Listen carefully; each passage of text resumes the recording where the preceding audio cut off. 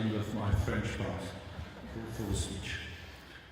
I'll start by apologizing for my strong French accent, and I hope that you bear with me during this presentation. So, honorable participants, distinguished guests, ladies and gentlemen, chers amis, I'm delighted and honored to be here in Belgrade. The University of Versailles has been part of the project for quite some years now. We have a strong relationship with certain universities, amongst others the University of Belgrade, and therefore we have developed a strong partnership with certain higher education institutions, which is the reason why I was asked by the organizers to make a presentation of what we have been doing in Versailles in terms of foreign language teaching and promoting international studies, which is what I'm going to do over there using a PowerPoint. So,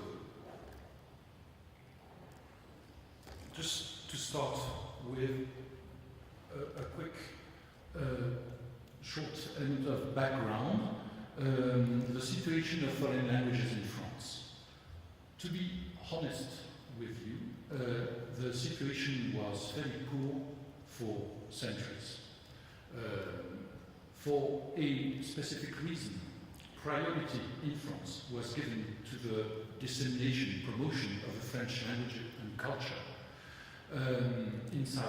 outside France, as you know, and therefore very little room was left to foreign language teaching, considering to be not a priority in terms of education or policies, and therefore resulting in poor results at national scale.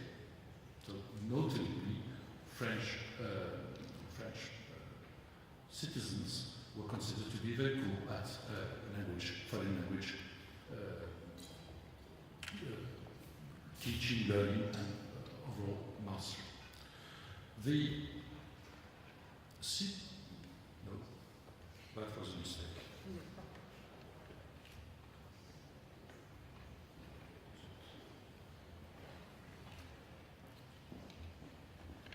Too sophisticated. Much better. The turn of the millennium coincides with a Copernican revolution. Because at that time, for the first time, at the highest level of the government, it is decided that the best way to defend French is to promote linguistic and cultural diversity in Europe and worldwide.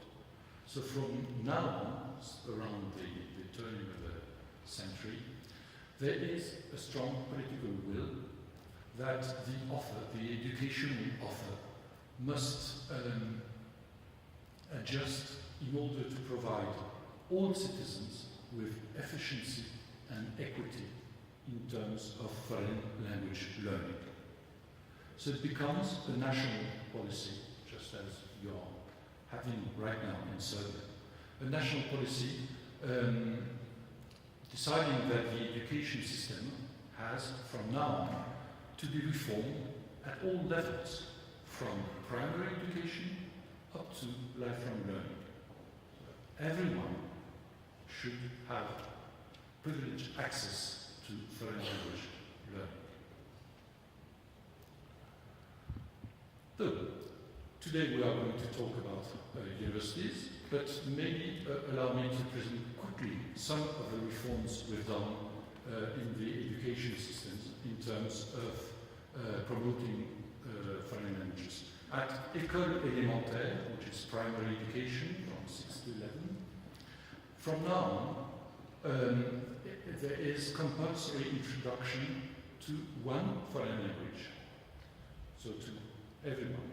And the objective is to allow pupils to reach A1 level at the end of primary. When they enter college, so from 11 to 15 years old, obviously they keep on with foreign language they started in primary school with objective that at the end of the college they reach B1, which coincides with the end of compulsory education. Now, at the same time, we introduce a second foreign language for most students, most pupils. It starts in third year. Some of them can start with a second foreign language as early as first year of college, when they enter a so-called class bilingue, which means a class with two foreign languages. When they enter lycée, so up to the baccalaureate, keep on with foreign language, and the official goal is to reach B2 when they are at baccalaureate level.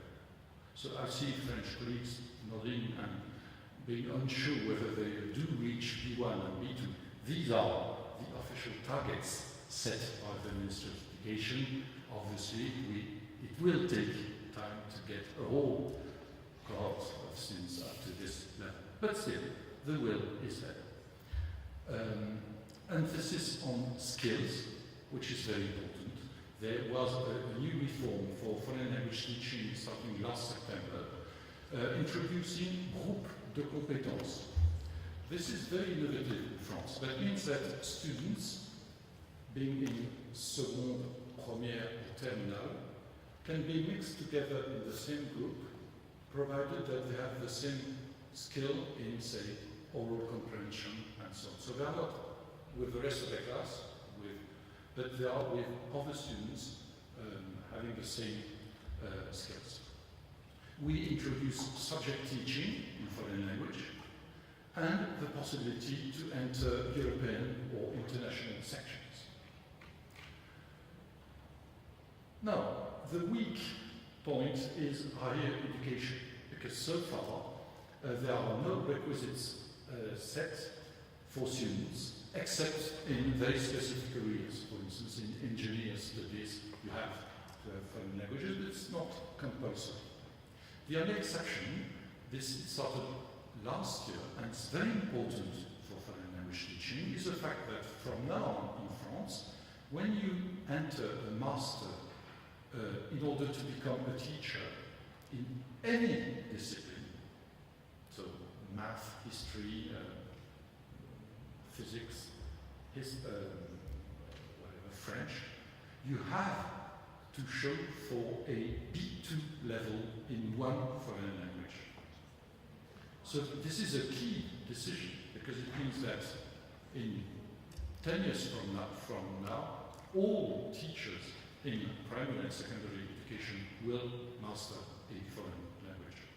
So it's quite an important step to promote foreign language in primary and secondary education. Now, let's come to the example of my university, the University of Versailles.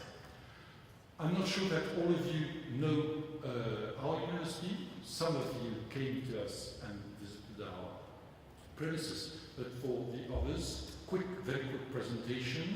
We are set in an exceptional environment west of Paris, very close to Paris, 20 minutes from Paris, with privileged natural and patrimonial environment. We are a multi-site university with 7 different sites in the heart of the Yvelines. Yvelines is a very strong region in France. It represents 1.4 million inhabitants, and every year 500,000 jobs, because there are a lot of companies over there, which is obviously very important for languages. Multidisciplinary university, offering almost the whole spectrum of areas, from medicine to tourism, from humanities, social sciences, engineering studies, and so on. Very strong focus on research with competitiveness classes, and that's also one of our originalities, strong links to the private sector. In Saint-Quentin, we have, just in the city of Saint-Quentin, we have 6,300 companies, amongst which Renault, Peugeot, Citroën, big, very young, so very strong companies, and all of these companies asked us for experts or technicians or decision makers mastering foreign languages. So it's very very important environment. Last thing, and we are very proud about this, so allow me to mention it. In 2010, we were listed in the Shanghai League Table rankings. Nowadays, it's very fashionable to say that you are in the Shanghai rankings. Here we go. Now, getting to languages. We were lucky enough to have a very favorable context. In 2007, there was a new law in France giving universities, granting universities autonomy, which means that each institution is allowed, may develop its innovation strategy according to its will, expectation, capacities, and entrepreneurship.